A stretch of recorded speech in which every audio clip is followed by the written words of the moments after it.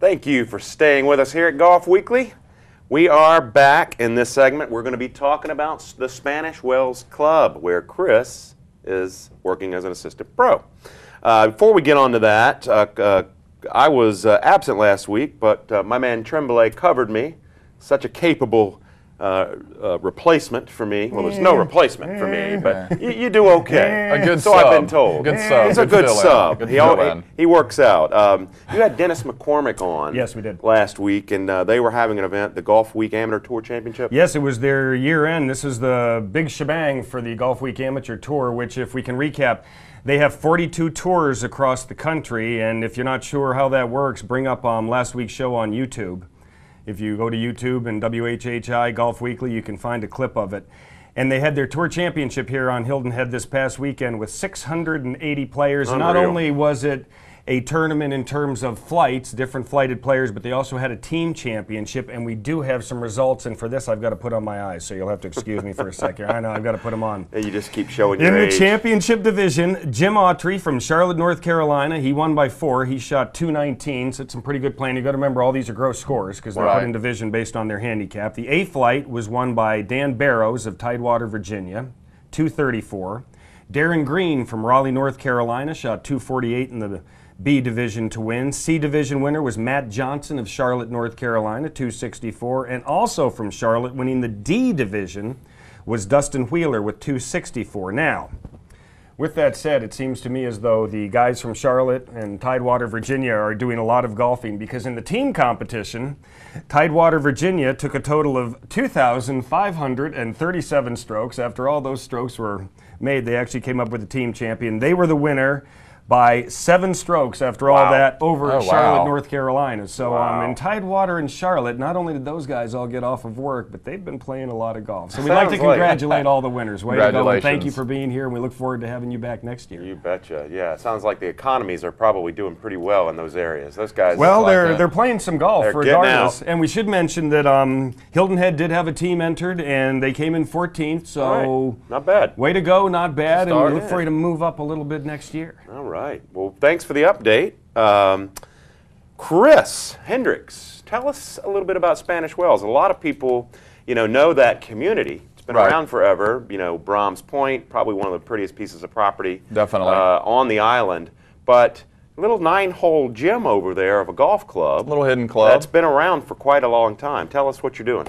Well, basically, we are running a membership program or campaign, and up until the first of the year, it's only a $400 initiation, and by doing that, you also get your first 2 months free.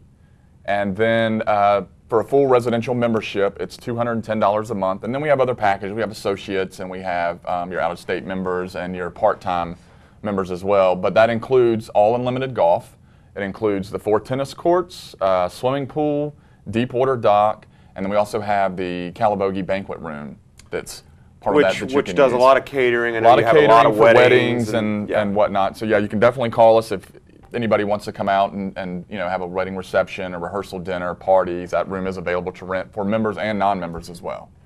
Old Jacques Cousteau over here did a little history. He's been on the computer again. He's scary with that computer and dug up all kinds of information on Spanish Wells. Tell us what you found. Well, I found out that the reason it is called Spanish Wells is because back in the days of the Spanish explorers coming in and actually discovering Hilton Head, they used to go onto the point there that is Spanish Wells, and that's where the artesian wells were for them to fill up their big barrels, or kegs as it's listed on the computer, with water for their journey. Imagine that, kegs on Hilton Head. Spanish Wells. There you go. Hey, that's something I didn't even know, and I worked there. Wow. So you've obviously got to get on the computer and do a little bit more research. I do need to do a little more research. So there's a history behind the name. So now we know. There was some battles fought there as well, and inside the club, as I was telling you guys, going from the pro shop to the dining area, there is some memorabilia on the wall, stuff that was dug up when the plantation, after it occurred, when the plantation was being actually built for, homes and the golf course and whatnot. People were out there with the metal detector. But and it's got all the history about it. But I mean, the club, just going back to the club was, it's a great place. It's really big on tennis as well. I mean, they've got a huge tennis facility. Stan Smith, I think, is a member out there. Stan Smith is a member out there. A lot of tennis going on. The deep water dock's another thing. I mean, you can a lot of the members come up in the boat, they jump out, have lunch, play 9 holes, get back in the boat, head back to wherever they're doing. Yeah. Nice if you can do it. Nice if you can do Nice it. if you can do it. But And also, most it's of a the people out 9-hole there track. can. Yes. And it's a You've seen the 9-hole holes. track. That's the biggest thing. And there's no tee times. I mean, you can just come out anytime That's you great. want and play. And, Yeah. and I mean, it's definitely a walker's course. I mean, you guys out there that like to go walk after work, I mean, it's the place to come and play. And it's not, you know, talking about executive nines. It's not really an executive nine. No, This it is plays a true 9-hole track. 63, a little over 6,300 yards. 6,300. It was built in '75, redone by Clyde Johnson in 2005. And he's actually our president. He's golf club president. Is it George Cobb original design? Right, in 1970. 75. 75, I'm sorry. 75. And then Clyde Johnson came in and did the redesign in 05, I think you said. Right. Great. I mean, the course is in great condition. The greens are always great. The fairways are always great. You play at the front 9 from the white tees. You play the back 9 from the blue tees. Yeah. Right. So, Mixes it up a right, little but bit. like you said, it's not a real executive course. It's more like, I mean, it's a real 9-hole course.